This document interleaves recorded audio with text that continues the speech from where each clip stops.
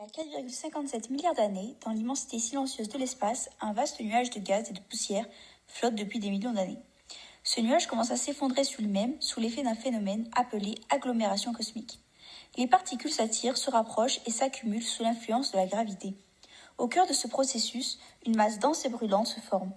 Puis, soudain, une intense lueur blanche éclate, c'est la naissance du Soleil, l'étoile au centre de notre système solaire. Autour du jeune Soleil, un disque de gaz et de poussière commence à tourner. Ce disque, appelé disque protoplanétaire, contient principalement de l'hydrogène, de l'hélium et des particules solides.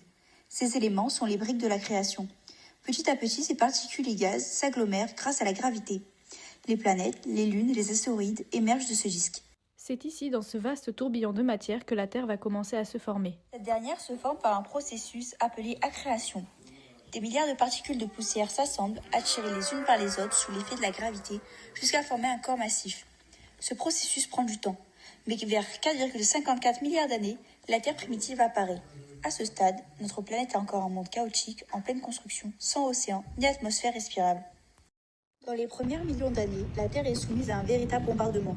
Entre 4,1 et 3,8 milliards d'années, des fragments résiduels du système solaire, astéroïdes et météorites frappent violemment sa surface. L'impact, combiné à la chaleur dégagée par les désintégrations radioactives et la compression gravitationnelle, maintiennent la Terre en fusion.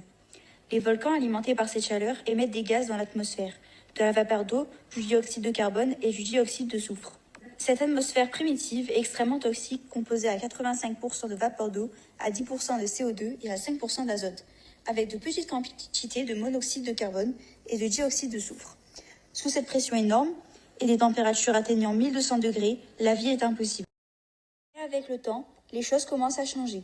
Vers 4,4 milliards d'années, les bombardements météoritiques se calment et la chaleur accumulée dans la Terre commence à s'échapper vers l'extérieur par un processus de dissipation dite thermique. La croûte terrestre commence à se solidifier. Le refroidissement progressif de la Terre marque une nouvelle étape cruciale. En se refroidissant, la Terre continue d'évoluer. Sous la surface, le manteau terrestre, cette couche intermédiaire entre le noyau et la croûte, libère encore des gaz grâce au phénomène de dégazage. Ces gaz volcaniques, principalement de la vapeur d'eau et de l'azote, alimentent l'atmosphère primitive. Ce processus est essentiel car il enrichit l'atmosphère de nouvelles molécules et prépare la planète à accueillir bien plus tard les conditions nécessaires à la vie.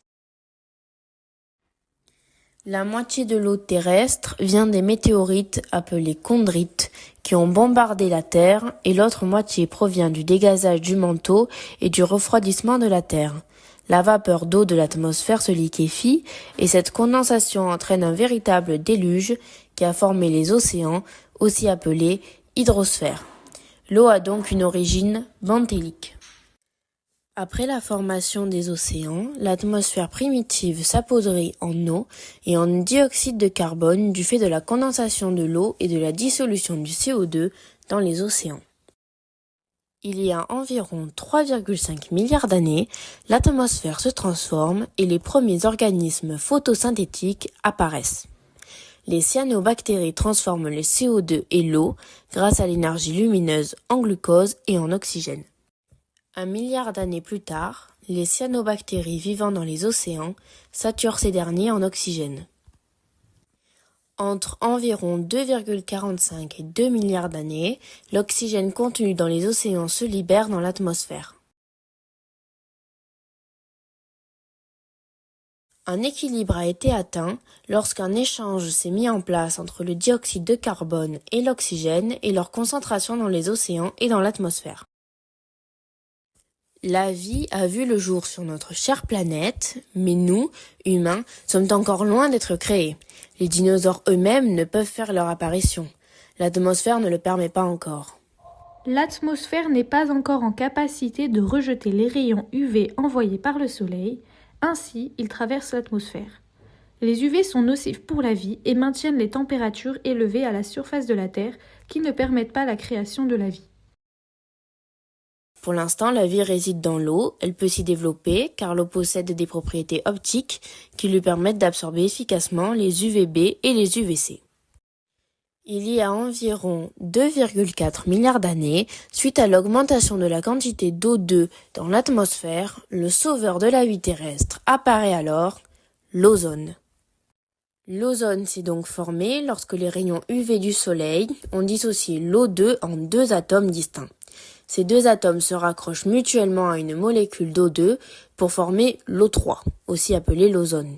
Cette couche absorbe les rayons UV nocifs et constitue une couche protectrice dans la stratosphère pour permettre le développement de la vie terrestre. L'ozone possède donc des propriétés chimiques pour filtrer les UV. Il existe 3 catégories de ces UV. D'abord, les UVA, qui sont les moins nocifs et constituent 95% des UV atteignant la surface de la Terre. Ils sont par ailleurs la cause du vieillissement cutané de la peau humaine et de certains cancers. Les UVB, quant à eux, sont plus nocifs que les UVA. Ils représentent 5% des rayons UV qui atteignent la Terre. Pour l'homme, ils affaiblissent son système immunitaire et peuvent causer des altérations des cellules ainsi que de nombreux cancers de la peau. Enfin, les UVC, qui sont les plus nocifs, sont presque entièrement absorbés par la couche d'ozone et n'atteignent donc quasiment pas la surface de la Terre. Ils sont très dangereux pour l'homme car ils peuvent causer des lésions cellulaires et même des mutations de l'ADN. La vie terrestre a donc pu voir le jour grâce à la couche d'ozone, une véritable protection anti-UV. Il est important de souligner que la vie a pu apparaître lors de la stabilisation de l'atmosphère il y a environ 500 millions d'années, grâce à l'équilibre des flux de carbone entre l'atmosphère, l'hydrosphère, la biosphère et la lithosphère.